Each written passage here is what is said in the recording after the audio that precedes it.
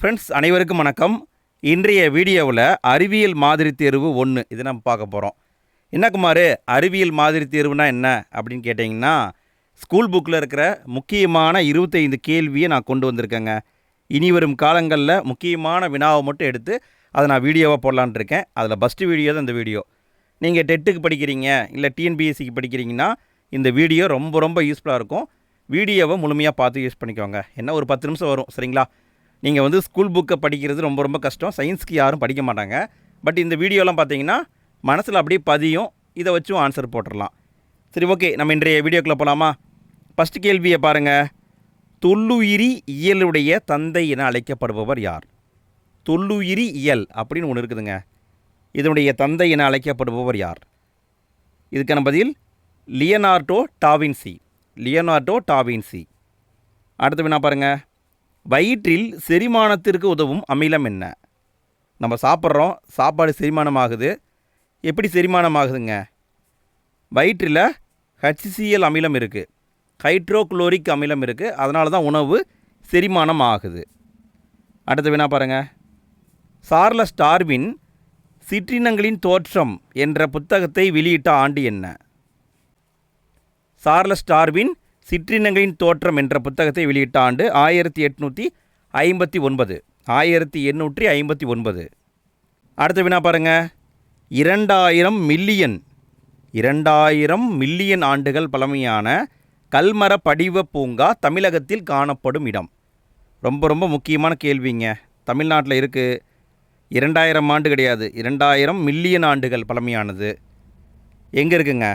இதுக்கான பதில் விழுப்புரத்தில் திருவக்கரைன்னு ஒரு ஊர் இருக்குது, அங்கே தான் இருக்குது. விழுப்புரம் மாவட்டம் திருவக்கரை. அடுத்த வினா பாருங்கள். கீழ்கண்ட கூற்றுகளை ஆராய்க. 4 பாயிண்ட் இருக்குது. எது எது சரி எது எது தவறுன்னு நீங்கள் கண்டுபிடிக்கணும். இதுக்கான பதிலை பார்க்கலாங்களா? லென்ஸுடைய திறனின் எஸ்ஐ அலகு டையாப்டர் ஆகும்.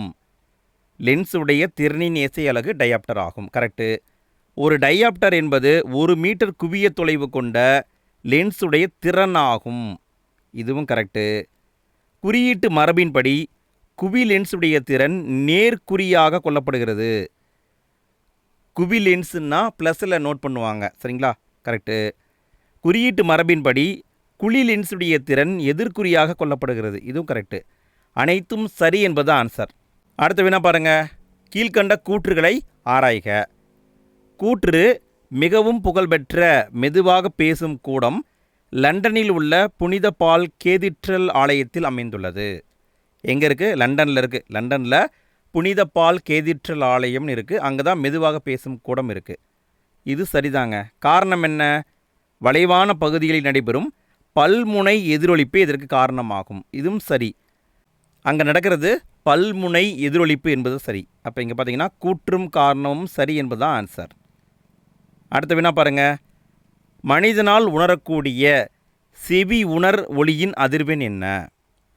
மனுஷனால் கேட்கக்கூடிய செவி உணர் ஒளியுடைய அதிர்வெண் என்ன? இதுக்கான பதில் 20 கிலோஹெர்ட்ஸ். சரிங்களா? 20 அப்படின்னா அது குற்றுளின்னு நினச்சிடாதீங்க. 20 கேன்னு போட்டிருக்காங்க இல்லையா? ஸோ இதுக்கு என்ன அர்த்தம்? 20,000 ஹெர்ட்ஸ் அப்படிங்கிறது தான் கரெக்டு. சரிங்களா? 20 kH அப்படிங்கிறது தான் கரெக்டு. அடுத்த வினா பாருங்கள்.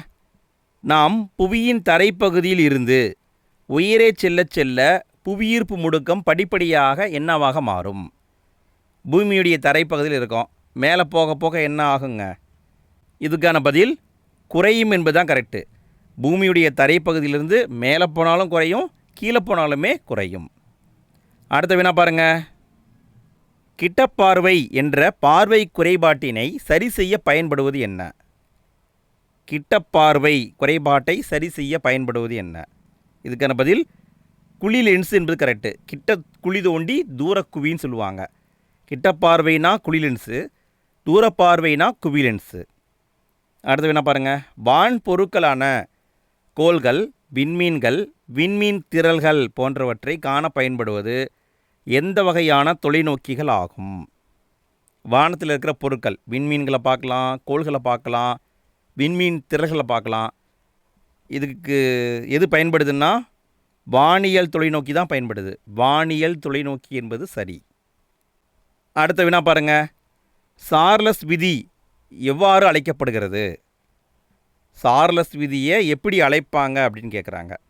இதுக்கான பதில் பரும விதி. சார்லஸ் விதி அப்படிங்கிறத பரும விதி என்றும் அழைப்பாங்க. அடுத்த வினா பாருங்கள். மின் உருகு இலையில் பயன்படுத்தப்படுவது என்னென்ன? மின் உருகு இலைனா பியூஸுங்க, பியூஸ் கேரியர்னு சொல்லுவாங்கள்ல, அதில் என்னென்ன உலோகத்தை பயன்படுத்துகிறாங்கன்னு கேட்குறாங்க. இதுக்கான பதில் காரியம் மற்றும் வெள்ளியம் கலந்த உலோக கலவை. காரியத்தையும் பயன்படுத்துவாங்க, வெள்ளியத்தையும் பயன்படுத்துவாங்க. அடுத்த வினா பாருங்கள். கீழ்கண்ட கூற்றுகளை ஆராய்க.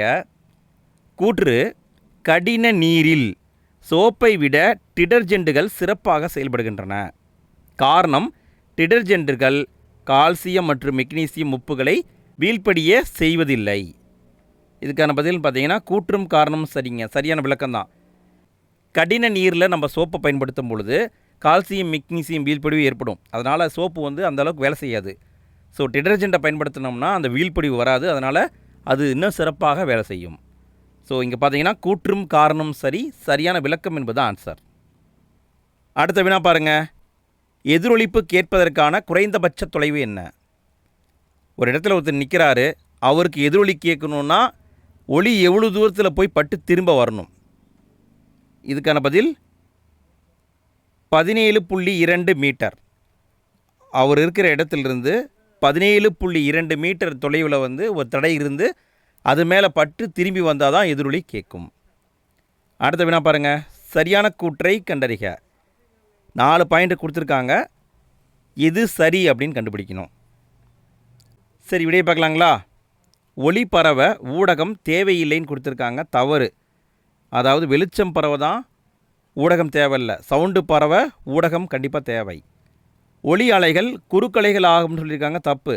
ஒளி அலைகள் நெட்டலைகள். நாய்களால் மீயொலி அலைகளை கேட்க முடியும். இது கரெக்டுங்க.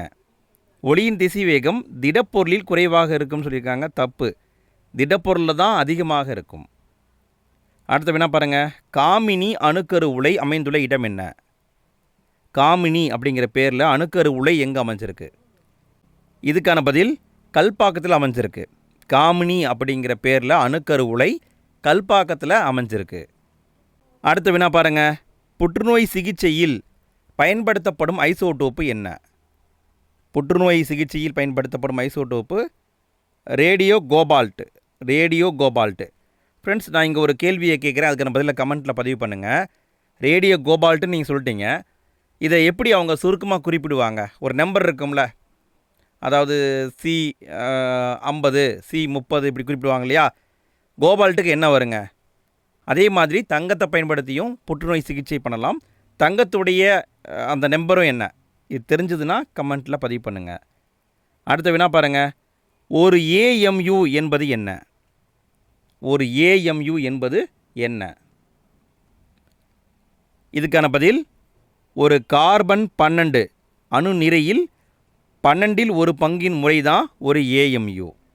கார்பன் 12 இந்த அணுவை எடுத்துக்கணுங்க. அடுத்த வினா பாருங்கள். மயில் துத்தம் என அழைக்கப்படுவது என்ன? மயில் துத்தம் என அழைக்கப்படுவது நீல விட்ரியால். மயில் துத்தம் என அழைக்கப்படுவது நீல விட்ரியால். அடுத்த வினா பாருங்கள். தூளாக்கப்பட்ட CaCO ஸ்கியூப் கட்டியான CaCO ஸ்கியூபை விட தீவிரமாக வினைபுரிகிறது. இது காரணம் என்ன? ஒரு CaCO ஸ்கியூப் எடுத்துக்கிறீங்க, தூளாக்குறீங்க, கட்டியாக வச்சுருக்கீங்க. ரெண்டையும் நீங்கள் செயல்படுத்தும் பொழுது எது ரொம்ப எஃபிஷியன்சியாக வேலை பார்க்கும்னா தூளாக்கப்பட்டது தான் ரொம்ப அதிகமாக வேலை பார்க்கும். இதுக்கான காரணம் அதிக புறப்பரப்பளவு அதில் இருக்குது. அடுத்த வினா பாருங்கள். கீழ்கண்ட கூற்றுகளை ஆராய்க. கூற்று ஹைட்ரஜன் காப்பரை அதன் சேர்மத்திலிருந்து இடப்பெயர்ச்சி செய்யும். காரணம் ஹைட்ரஜன் காப்பரை விட செயல்திறன் மிக்கது. இதுக்கான பதில் கூற்றும் காரணம் சரி, சரியான விளக்கம்தான். ஹைட்ரஜன் அப்படிங்கிறது செயல்திறன் மிக்கது. அதனால் என்ன பண்ணுது? காப்பரை அது நீக்குது. ஸோ இரண்டும் சரி என்பதான் ஆன்சர். அடுத்த வினா பாருங்கள். இதயத்தின் இதயம் என அழைக்கப்படுவது என்ன? இதயத்தின் இதயம் என அழைக்கப்படுவது என்ன? இதுக்கான பதில் SA கணு. SA கணு தான் இதயத்தின் இதயம் என அழைக்கப்படுகிறது. அடுத்த வினா பாருங்கள். இதய துடிப்பின் பொழுது ஏற்படும் உராய்வு மற்றும் இயக்கத்தினால் ஏற்படும் காயங்களிலிருந்து பாதுகாப்பது என்ன? இதயம் துடிக்குது இல்லைங்களா, அப்போ வந்து உராய்வும் ஏற்படும், இயக்கத்தால் காயமும் ஏற்படும். அந்த காயத்திலிருந்து இதயத்தை பாதுகாப்பது என்ன? இதுக்கான பதில் பெரிகார்டியல் திரவம். பெரிகார்டியல் திரவம். அடுத்த வினா பாருங்கள். இருமுனை நியூரான்கள் காணப்படும் இடம் எது? இருமுனை கொண்ட நியூரான்கள் காணப்படும் இடம் எது? இதுக்கான பதில் கண்ணுடைய விழித்திரையில் இருக்கும். கண்ணின் விழித்திரை என்பது சரி. அடுத்த வினா பாருங்கள். உணர்ச்சிகளை கட்டுப்படுத்தும் மையமாக செயல்படுவது எது? உணர்ச்சிகளை கட்டுப்படுத்தும் மையமாக செயல்படுவது எது? இதுக்கான பதில் ஹைப்போதலாமஸ் என்பது கரெக்டு. ஹைப்போதலாமஸ். ஃப்ரெண்ட்ஸ், நம்ம இன்றைய வீடியோவில் 25 கேள்வியை பார்த்துருக்கோம். நீங்கள் ஆல்ரெடி டெட்டு போன்ற எக்ஸாமுக்கு படிச்சுட்டு இருப்பீங்க இல்லையா, நீங்கள் இதை வந்து டெஸ்ட் மாதிரி போட்டு பார்த்துருப்பீங்க. எத்தனை கேள்விக்கு உங்களுக்கு ஆன்சர் தெரிஞ்சது? மறக்காமல் கமெண்ட்டில் பதிவு பண்ணுங்கள். வீடியோ பிடிச்சிருந்தா லைக் போடுங்க ஃப்ரெண்ட்ஸ். வீடியோ பற்றிய ஃபீட்பேக்கையும் கமெண்ட்டில் பதிவு பண்ணுங்கள் ஃப்ரெண்ட்ஸ். இதே மாதிரி அடுத்தடுத்து நாங்கள் நிறைய வீடியோ தரப்போகிறோம்.